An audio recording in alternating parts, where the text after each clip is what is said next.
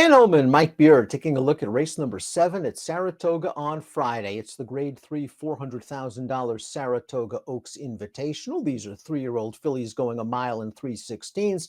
Before we take a look at the entry card, remember to check out those time form USPPs. Breakthrough PPs just got better. Check out all the features, drf.com/TFUS 101. Here's the field for the Saratoga Oaks. It's truly an international field. The 2 Caroline Street, the 3 Elusive Princess, the 8 American Sonia, these horses invading from Europe. The 1 Solo Album recently won a graded stakes race in Canada. You can make a case for 5 or 6 of them in here. Elusive Princess just ran 5th in the French Oaks and is 7-2 on David Aragona's morning line.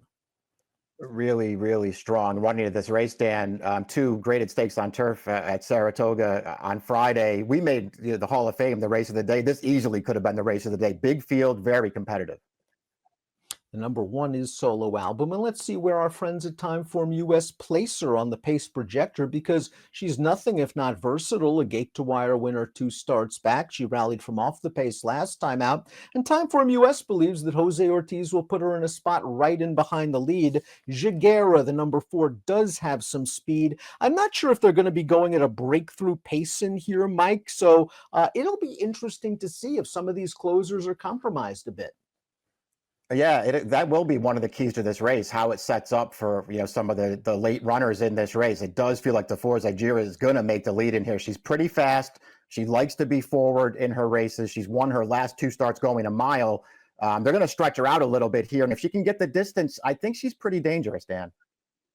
Another horse that hasn't raced past a mile and a 16th in her career is Solo Album, a filly that's really blossomed since blinkers were added to the equation 2 starts back. A maiden win in front-running fashion. This score in the Grade 3 Celine from off the pace. And Solo Album made a big move on the turn, assumed command with 2 furlongs out, and is just on her way. She wins very, very easily. 92 Beyer speed figure for Cassie. Solo Album, this is a good race. She's coming into this race in good form, but the question is, can she do it going longer at a different surface?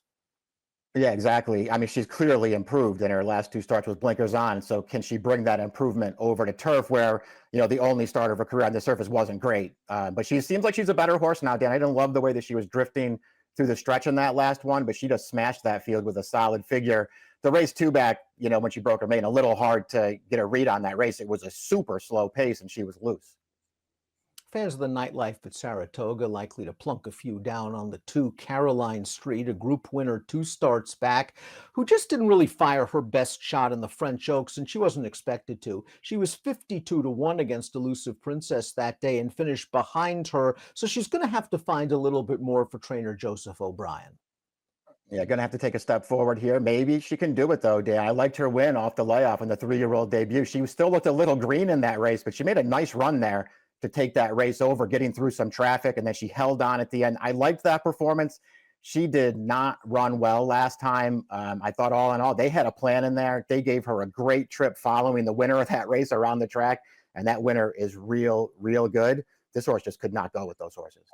I have a feeling firm ground is really going to be what Caroline Street wants, and perhaps she can step forward if this ground is firm enough. Elusive Princess is the number 3, and she showed a lot of quality in France. She reeled off 3 consecutive wins, then was Group 1 place 2 starts back, and then last time out she ran just fine in a tough edition of the French Oaks, a race that produced 1 listed winner and 1 Group 3 placed performer. Yeah, again, that winner of that race is really, really good. I think she's 7 for 9 lifetime. She's got 3 Group 1s already. She's a real nice horse. This horse ran great in there, Dan. It's not fair to say that she was going to be the winner at the end, but she had way too much to do when that field came into the top of the stretch, and she ran. But it was just way too late. She was unlucky not to win that Group 1 start 2 starts back. She did not get a great trip in that race and was really running at the end. She should have won 3 starts back. She had an impossible trip that day and was flying at the end of the race. This horse is really good, and I think she does deserve to be the morning line favorite. Jiguera is the number 4, and there's a chance that she can get to the lead as she stretches out from a mile victory in the Tepin. She's going to be seeking her third lifetime win. Julian Leparoux is a master at getting horses to relax on the lead, and I think that Jiguera has enough pedigree to last this distance. So she's a curious pace play at the very least, and a strong contender if you believe that she has a little bit of upward mobility from a speed figure standpoint. Yeah, all those things are true. I mean, we'll see. I'll admit I'm worried about the added distance for her. I don't know how far she ultimately wants to go. I'm not sure that 6-1 is the right price for me to take on her, but we'll see about that. I think she is talented. I liked her 3-year-old debut. That was a solid pace. She tracked it. She won pretty easily. She was good last time. I don't know what you thought about that race, Dan. Overall, the trip was fine. She got the job done in that race. To me, I wasn't blown away by it. The runner-up who was on the lead is pretty good. I felt like the horse who was third in there might have been the best horse in the race and just got really unlucky in the stretch. I think this horse is okay. I don't want 6-1 on her. Well, the race was dominated by horses that were close to the pace. It was also a good turf course. I do think she has some upside. She's versatile, but her tactical speed is her best asset coming into this. The 5 is All-American Beauty McGahee. This is a daughter of Into Mischief who scored at Keeneland 2 starts back. And then last time in the Wonder Again, she kind of just didn't work out for the trip. She was checked a little bit early, and then she wound up in behind a gate to wire winner that's pretty good. That horse came back to just miss in the Belmont Oaks. I think you're just supposed to take her back and make one run, but Chug's going to experiment with the blinkers, perhaps to get her into the race earlier. Yeah, it's interesting that the blinkers are going on. I don't know if I love that move, Dan, because I kind of agree with you. I think she hasn't run a fast race yet, and I guess that's an issue for her. But all 3 of her first 3 turf starts were good performances, well off the pace, and then really finishing at the end. They tried to do it differently last time, and I kind of understand why. The 9 furlong races on the Belmont Inner Turf, you got to sort of get forward and save ground, and she had the rail. So they sort of rode her to get her right up close to the pace and sit in behind there. And I'm just not sure she responded to that well. I'm with you. I think they should just take her back here and try to make one run through the stretch. I think that could work. It is worth noting that her workouts seem very quick recently, and perhaps they've come with blinkers on. Check out the Welsh and Company Clocker reports on DRF.com. Honor D Lady was no match for the rail runner Solo Album last time out in the Celine on synthetic. She ran just fine to be second. She has proven turf form. A stakes winner 3 starts back in the Honey Rider, but that race was going a mile against a weaker cast. Yeah, it was. I mean, listen, as opposed to Solo Album, though, she does have one good turf start, and that horse, Solo Album, does not. This horse ran okay last time. She was no match for Solo Album. Her overall form is decent. She happens to be in a really, really tough race here, switching back to the grass. I think Papilio is a very dangerous contender here for Mark Cassie and Javier Castellano. She ran third in the Belmont Oaks last time out. She didn't break very well. The pace wasn't fast, and she was really motoring at the end to finish third, beating a length. You don't worry about distance with her. It's all about A, how does she get out of the gate, and B, what kind of Yeah. trip she's going to pull. Exactly. I mean, she's had her share of really tough trips. I mean, early on, it was kind of her own fault. Even, over in Ireland as a 2-year-old, she just wouldn't concentrate. She wouldn't run in a straight line. And I thought she cost herself a couple of wins there. Thought she cost herself a win in her stateside debut down at Gulfstream earlier this year. But she seems like she's over that now, Dan. But she got totally blocked in the stretch 2 starts back, or might have won that race. And then last time, I mean, you can go back and pull the full replay of the Belmont Oaks. She got off to a terrible start in that race, wound up last, and still made a big run. American Sonia, the number 8, picks up Joel Rosario for her North American debut. She was a stakes winner over softer ground at Longchamp 2 starts back, but she showed a little bit of speed in that race. I thought that was interesting. In her most recent start in a Group 3 in Ireland, not disgraced at all. The winner came out of that race to take a Group 2 over there. Yeah, she's bumped into that Zarink in 2 of her last 3 races, and she's just not as good as that horse, who's in really good form. Otherwise, this filly's looked really good, winning the 3 starts surrounding that.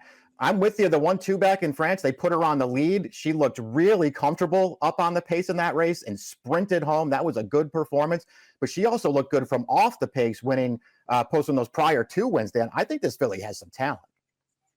Selenaya has been picking the perfect spots, or at least her trainer Jonathan Thomas has. A win last year at the Meadowlands against Maidens, a first level allowance score at Horseshoe Indianapolis in her seasonal debut, and then they found the pickings right at Santa Anita for her stakes debut, the Grade 3 Honeymoon, a race in which she dominated with a bid on the turn to open up on this field at the 3/16. The problem with the Honeymoon is if you go into Formulator, you can see that of the 7 next out runners from this field, none hit the board, and their best buyer was only a 76. So this is a big step up in class.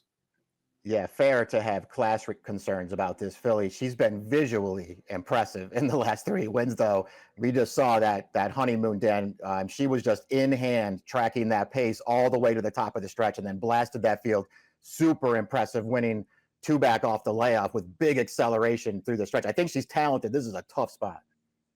Aspen Grove is no stranger to pulling off upsets. She won her maiden in Group Company in her third lifetime start at 66-1, and then she pulled off a 15-1 upset in her North American debut, the Belmont Oaks. Now, like many European horses, she didn't break very well. I thought she got a beautiful ride after that to save ground going into the first turn, wound up in behind horses, but everything works out. She eases into the clear and she outstays them. Yeah, I'm with you, Dan. I mean, she did get a really, really good trip and ride in this race, and that's Papilio the 4 trying to close in here late after the bad start. But even with the good trip and ride, she ran in there. I mean, she got that seam in the stretch. She went right through and took this race over. I thought it was a really good performance. She was a great price that day. We'll see what kind of price she is on Friday, but I'm not going to knock this her. She shows up and she runs pretty well every time. Strikingly Spun was a winner 2 starts back, going 1 3/8 miles, so distance shouldn't be an issue. They tried her in the Belmont Oaks. It didn't work out that day. Maybe it wasn't a ton of pace for her. I needed to see her run better, though, before I can endorse her in a spot like this. Yeah, it's kind of a tough race for her. I think it makes it hard to like her a lot. I think she will be a really good price in here, though, Dan. If nothing else, I would just say that Belmont Oaks, it's hard to say how much closer she was going to be. Never got clear in the stretch, was really blocked. At the end of it, the race was already over at that point. I don't know how much closer she could have been. I don't think it was a great trip. I still don't know how much it mattered. Let's take a look at our top picks for the Saratoga Oaks Invitational. Mike's going with Elusive Princess. If she just runs to her French form, she's going to be very tough to beat. She's faced top competition and she's performed very well. Yeah, it's just all about her getting a trip there, and that has to be a concern, based on her recent race. She doesn't have a lot of speed. She's going to have ground to make up on these horses through the stretch, but she is really talented. I was between her and the 8 American Sonia. They're my 2 main horses in here. Maybe last time was the time for Aspen Grove, but I do think she's going to be a very fair price. I think the other European horses are going to take a lot of money. She got a good trip last time out. She needs to break a little bit better, but she's been here at Saratoga to get acclimated. And again, I trust these connections. 38794 for Mike, 10312 for me. It's the Saratoga Oaks. Nice card at the spa on Friday. Good luck.